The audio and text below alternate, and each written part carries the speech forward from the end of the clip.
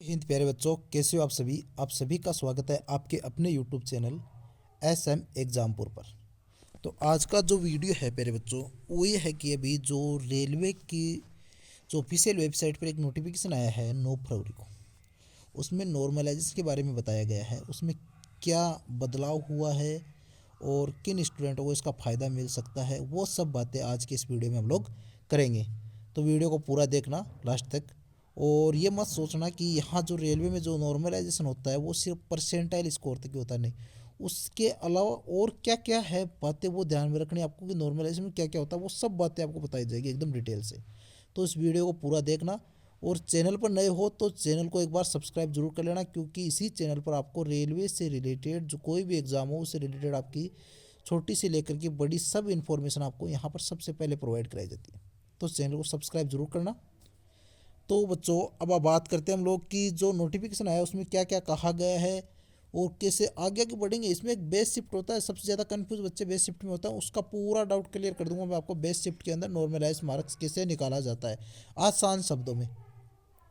तो इस वीडियो को पूरा देखना।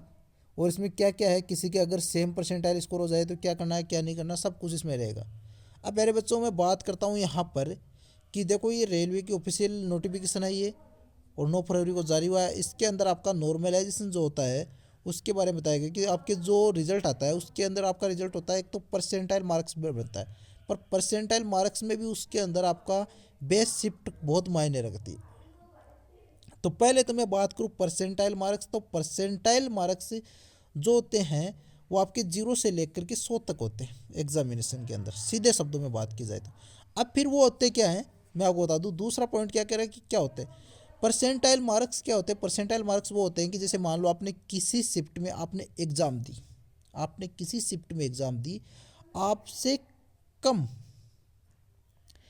और आपके सेम नंबर वाले कितने बच्चे हैं, कितने परसेंट बच्चे हैं, वो ही आपका परसेंटाइल मार्क्स है। यानी आपसे कम और आपके सेम रो मार्क्स वाले बच्चे कितने परसेंट है, वही आपका परसेंटाइल मार्क्स बनता है। ये तो बन गया आपका परसेंटाइल मार्क्स। अब इसमें भी हम लोग आगे पढ़ेंगे कि जानेंगे इसके अंदर कि क्या होता है क्या नहीं होता है, सब बातें। अब मैं बात कर दूं कि percentile score will be normalised score, यानी कि जो परसेंटाइल स्कोर होता है उसी को नॉर्मलाइज स्कोर मानते हैं, और उसके अंदर भी हम लोग आगे बात करेंगे। तो पहले तो परसेंटाइल स्कोर आपको निकालना आना चाहिए कि परसेंटाइल स्कोर कैसे निकलता है। तो परसेंटाइल स्कोर प्यारे बच्चों वो होता है कि जो आपके जो स्टूडेंट होते हैं, कैंडिडेट कैंडिडेट होते हैं कि जिस शिफ्ट में आपने एग्ज़ाम दिए, आपसे कम और आपके बराबर नंबर वाले कैंडिडेट, उसको डिवाइड किससे करना है कि जो टोटल स्टूडेंट उससे एग्ज़ाम में जो प्रेजेंट थे उसे डिवाइड करके 100 से मल्टीप्लाई कर दो। ये तो हो जाएगा आपका परसेंटाइल स्कोर निकालने का तरीका। ये तो क्या हो जाएगा आपका परसेंटाइल स्कोर निकालने का तरीका हो जाएगा। ये तो आपका परसेंटाइल स्कोर निकालने का तरीका हो जाएगा। अब आपका मैं यहाँ पर बात करता हूँ, मैंने क्या कहा था कि जितने बच्चे आपका परसेंटाइल स्कोर निकालने का तरीका मैंने क्या बताया था कि जितने बच्चे आपके बराबर या आपसे कम है उसका परसेंटेज। परसेंटेज किसके शिफ्ट की, जो पूरी शिफ्ट में कैंडिडेट प्रेजेंट है उनके अकॉर्डिंग ही निकालेंगे ना परसेंटेज, वो ही निकालेंगे। अब इसी के शिफ्ट में आपका क्या होता है कि इसी के आधार पर आपका जो परसेंटाइल स्कोर होता है उसी के आधार पर आपका क्या होता है कि जो रो मार्क्स, इसमें क्या करा है कि 5वां पॉइंट क्या करा है कि the percentile score for the raw marks scores of all the candidates for all the exams could be marked and shall be called as the RRB। जो आपके जो परसेंटाइल स्कोर है उसी को RRB का स्कोर बताया जाता है। जैसे आपका रिजल्ट आता है उसमें आता है RRB स्कोर, और आपका एक होता है रो मार्क्स। रो मार्क्स और RRB स्कोर में डिफरेंस होता है, कितने नंबर आपके इंक्रीज हुए कितने नहीं हुए, वो सब उसके अंदर दिखाया जाता है। अब दूसरी बात यह है कि the percentile score call be calculated up to, यानी परसेंटाइल स्कोर होता है जो क्या होता है कि 5 डेसिमल तक आपका रहता है। जैसे मान लो किसी बच्चे के 99.5431, तो इस तरीके से रहता है, तो वो 5 पॉइंट तक होता है, 5 डेसिमल तक रहता है, जिससे क्या होता है कि मेरिट बनाने में आसानी रहती है। अब क्या कहता है कि कई बार क्या होता है कि दो स्टूडेंट हैं उनकी सेम परसेंटाइल स्कोर आ जाए, तो उनमें से ऊपर किसको दिया जाए मेरिट में, अगर उनको प्रायोरिटी किसको दी जाए, प्राथमिकता किसको दी जाए। अगर दो स्टूडेंट है सेम, अगर उनके आ जाए एक परसेंटाइल स्कोर, तो प्राथमिकता किसको दी जाए, जिसकी एज ज़्यादा हो उसको। अगर एज भी अगर उनकी बराबर हो जाए तो उनके नाम के अकॉर्डिंग उनकी दे दी जाएगी A to Z इस तरीके से। अब आपके पास आता है मेरे बच्चों अगला पॉइंट, जो आपका 8वां पॉइंट है कि in order in order to finalise the merit list of, यानी कि आपके जो फाइनल परसेंटाइल स्कोर है किसके स्कोर मेंशन किए जाते हैं कि जो स्टूडेंट क्वालिफाई मार्क्स अपनी कैटेगरी के अनुकूल क्वालिफाई मार्क्स लाते हैं, जैसे जनरल ओबीसी ईडब्ल्यूएस वालों के लिए 40% है, जनरल और ईडब्ल्यूएस वालों के लिए 40% है, ओबीसी एससी इनके लिए 30% है, एसटी के लिए 25% है, और जो लेवल 1 की एग्ज़ाम होती है उसमें एसटी के लिए 30% क्वालिफाई मार्क्स। ये अगर क्वालिफाई मार्क्स लाते हैं तभी उनका परसेंटाइल स्कोर मेंशन किया जाता है, अदरवाइज नहीं। For this examination marks of each candidate will also be, यानी कि उन्हीं बच्चों के किए जाएंगे जो अपने मिनिमम परसेंटेज लेकर आएंगे। अब जो उनकी है उनके कैटेगरी के अकॉर्डिंग वो लेकर आएंगे तभी उनके नॉर्मलाइज मार्क्स बनेंगे, अदरवाइज नहीं। अब मैं कह रहा हूँ कि यहाँ पर सिलेक्शन ऑफ बेस शिफ्ट होती है, उसका सिलेक्शन किस आधार पर किया जाता है, बेस शिफ्ट का सिलेक्शन किस आधार पर किया जाता है वो हम लोग जानेंगे, और वो आप तभी जान पाओगे, इसको एकदम ध्यान से सुनना तभी आप लोग जान पाओगे। तो base shift is a shift having the highest mean among all the shift of CBT with a condition that its present candidates count should be 70% or more than the average of all shifts। यानी कि base shift क्या होती है कि जिसका सबसे ज़्यादा यानी जो उसके अंदर जो रो मार्क्स है उनका सबसे ज़्यादा जो एवरेज रहे, मार्क्स का एवरेज रहे, ऐसी शिफ्ट जिसका सबसे ज़्यादा रो मार्क्स का एवरेज रहे, और कंडीशन क्या है उसमें 70% से ज़्यादा बच्चे उपस्थित होने चाहिए। ये नहीं कि किसी भी 30% बच्चे उपस्थित है और उसी में रो मार्क्स का एवरेज अच्छा है वो रह जाएगी, बेस शिफ्ट नहीं रहेगी, बिल्कुल नहीं। और ये क्या कह रहा है, in the case of highest mean of 2 shifts are same then shift having highest individual marks. यानी कि कई बार क्या होता है कि सेम शिफ्ट, 2 शिफ्ट ऐसी होती है कि जिनके अंदर सेम जो एवरेज मार्क्स है वो सेम आ जाते हैं, हाईएस्ट एवरेज मार्क्स क्या हो जाते हैं, सेम आ जाते हैं। तब क्या कहते हैं कि जिनमें जो हाईएस्ट जो इंडिविजुअल मार्क्स है कौन सी शिफ्ट में उसको बेस्ट शिफ्ट माना जाएगा। और यदि दोनों में ये चीज़ अगर सेम हो जाए, हाईएस्ट मार्क्स और ये दोनों बराबर हो जाए, तो फिर जो बच्चे हैं उनके जो प्रेजेंट काउंट है उसको किया जाएगा, सबसे ज़्यादा हाईएस्ट प्रेजेंट काउंट किसमें, उसको बेस्ट शिफ्ट माना जाएगा। पहली प्रायोरिटी क्या है, बेस्ट शिफ्ट में क्या होगा कि हाईएस्ट मीन यानी कि हाईएस्ट एवरेज किसी के अंदर उस 70% बच्चे उपस्थित होने चाहिए।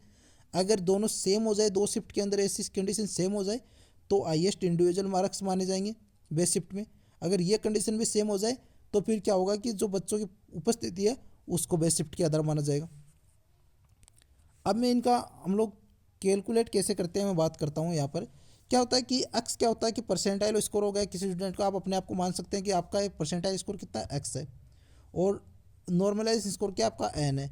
अब उसका आपका नॉर्मलाइजेशन स्कोर आपका क्या करें, for the condition candidates whose percentile score is greater than और equal to the minimum percentile of base shift. यानी कि जो मिनिमम परसेंटाइल है बेस शिफ्ट का जो मिनिमम परसेंटाइल है उससे अगर आपका परसेंटाइल स्कोर ज़्यादा है तो आपका नॉर्मलाइजेशन स्कोर किस आधार पर निकलेगा।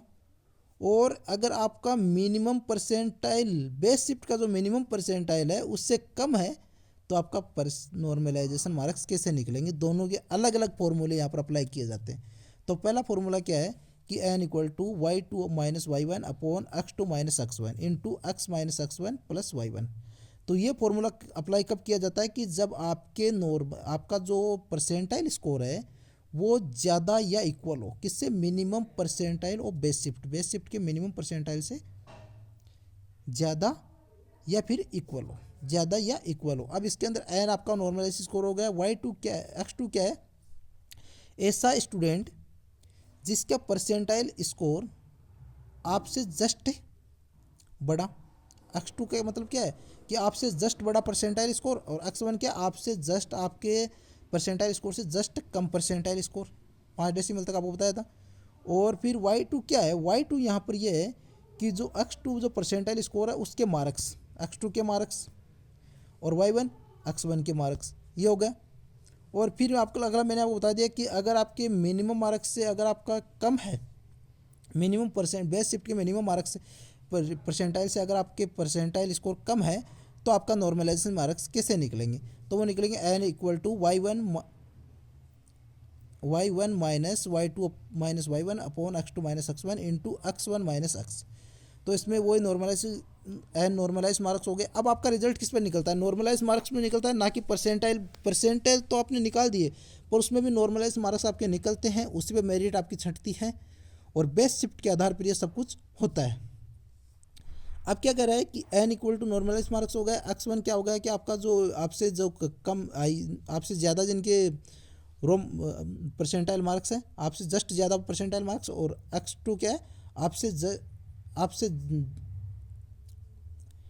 जस्ट आपका वो हो गया। और नेक्स्ट, उससे नेक्स्ट अगला, x1 तो क्या जस्ट अगला और उससे नेक्स्ट अगला, यानी कि, और x2 क्या उससे नेक्स्ट अगला, यानी कि दो कैंडिडेटों को किया जाता है जो आपसे ज़्यादा नॉर्मलाइज मार्क्स हो। यानी कम वाले का तो यहाँ पर जिक्र ही नहीं हो रहा, कम वाले का तो यहाँ पर जिक्र ही नहीं होगा, क्योंकि तो आपके मिनिमम मार्क्स भी आपके कम है, आपके खुद के मिनिमम मार्क्स हैं, तो आपके ज़्यादा ही होंगे। यहाँ पर x1 क्या है, जिनके आपसे ज़्यादा, जो आपसे ज़्यादा परसेंटाइल स्कोर हो, x2 उससे भी अगला परसेंटाइल स्कोर, और y1 क्या है, इनके दोनों के, y1 जो आपसे जस्ट आगे वाला जो परसेंटाइल स्कोर है उसके मार्क्स, और y2 जो उससे आगे वाला है उसके परसेंटाइल, आपके जो रो मार्क्स है वो। तो इस तरीके से आपके नॉर्मलाइजेशन की प्रोसेस है, आपको समझ में आ गई होगी। अगर आपको ये वीडियो पसंद आए तो वीडियो को लाइक करना, अपने दोस्तों के साथ शेयर करना, वीडियो अच्छा लगे तो चैनल को सब्सक्राइब जरूर करना, वीडियो को लाइक करना और चैनल को सब्सक्राइब जरूर करना। मिलते हैं नेक्स्ट वीडियो में, तब तक के लिए जय हिंद, जय भारत।